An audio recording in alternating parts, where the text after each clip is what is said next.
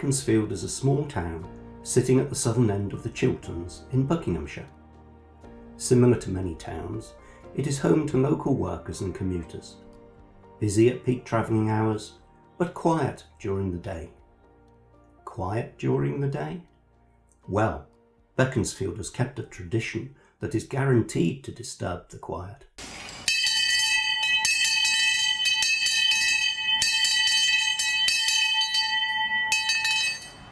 Oh yes! Oh yes! Oh yes!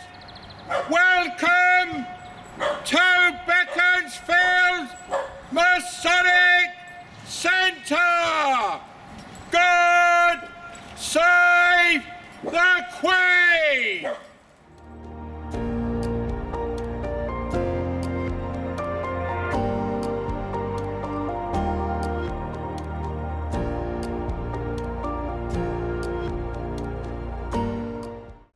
I first met Dick in 2010, shortly after I arrived here to take up my post as team rector, and I was introduced to Dick as the town crier.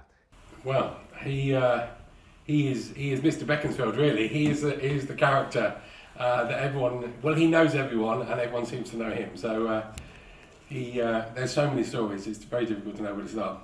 In 1969, Harry Leslie had died, the town crier, because this job is terminal. You have to die in office.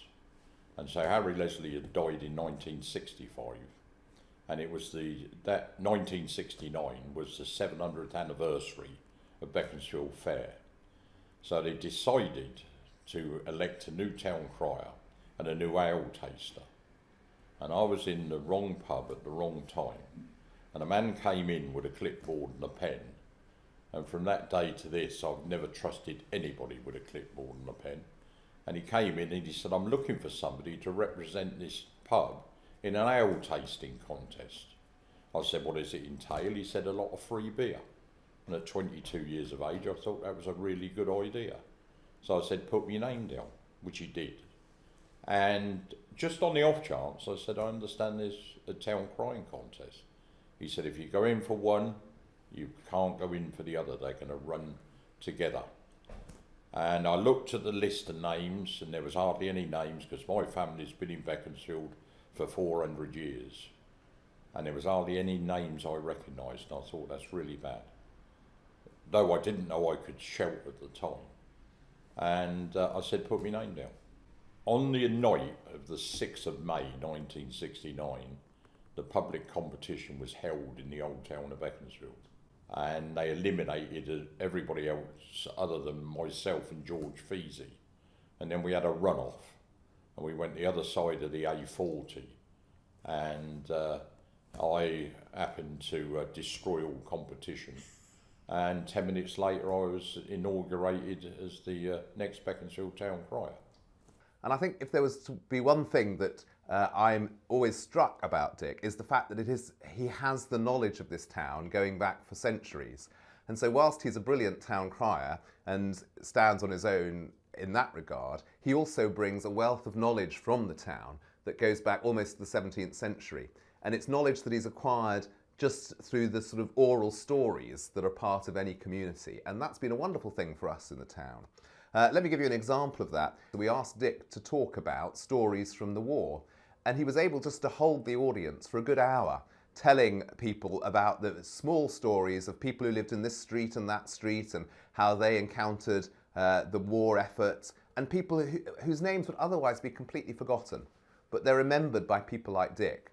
And I think that's one of the things that is such a gift that he gives to this community, the retention of the oral stories. So that seems to me to be vital for any community, and it's one of the big roles that Dick plays for Beaconsfield. He goes and does these talks, and it amazes me. He talks on orchids, he talks on the history of Beaconsfield, obviously, and he does tours around Beaconsfield. But he does the Second World War, what he doesn't know about the Second World War and Normandy and D-Day invasions and things. It's just amazing. And I've been out to northern France with him, and it's fascinating what he knows. So he's a wealth of knowledge, not just on lots of subjects, but particularly Beaconsfield. I can do marriages, births, funerals, eulogies, birthdays of note. One lady in the town, I did 100 to 112th birthday, and before she passed away. I work with the Lord Lieutenant of the county, the High Sheriff of the county. Where the mayor goes, I always accompany him in Beaconsfield. But he loves to wear his uniform, and he does it all for free, and he does some amazing things for the community. You know, not just in Beaconsfield, but all around. So, you know, he is quite a character. And I think that's one of the extraordinary things about Dick, the amount of times he'll turn out in his 18th century costume. And that in itself is the spectacle that everyone comes to see. Of course, with his enormous bell that he rings and shouts at the top of his voice, "Oh yes, oh yes." And as regards these two medals here, to my amazement, in 2012, I was notified by Buckingham Palace that the Queen was minded to bestow on me the honour of becoming a serving brother of the most venerable order of the Hospital of St John of Jerusalem, which is her own personal order. And I just found it was such a great honour that it wasn't to do with the government, it was only Her Majesty the Queen could bestow it on us. And then on the Diamond Jubilee, I then got a letter from Downing Street telling me that it had been decided that I would be awarded the British Empire Medal. Well, I was invited to Windsor to stand in front of Her Majesty in Windsor High Street and congratulate her on 50 years of reign. And I marched down the High Street. She was sat in the Guildhall, and I knew as soon as I stood there she was too close, but there was nothing I could do. All the crowds all around really needed to hear this. So I'd rung the bell by then. I then shouted out, "Oh yes, oh yes, oh yes." Well, I nearly blew her hat off. She went back. Prince Philip started laughing. Gary Bell, my friend who'd asked me to do it, sat next to her, and she turned to him and smiled and was saying something. And I stood back, and after I'd congratulated her, shouted, "God save the Queen," and the crowd went mad. They went berserk. Up till then, there had been nothing to get them going. And afterwards I said to Gary, I said, "What was it the Queen said to you?" And he said, "I've never been in front of you like that." He said, and it took me by surprise.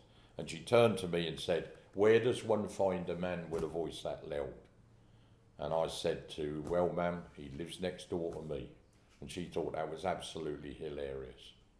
So that was my finest hour in life, without any doubt whatsoever. Yeah.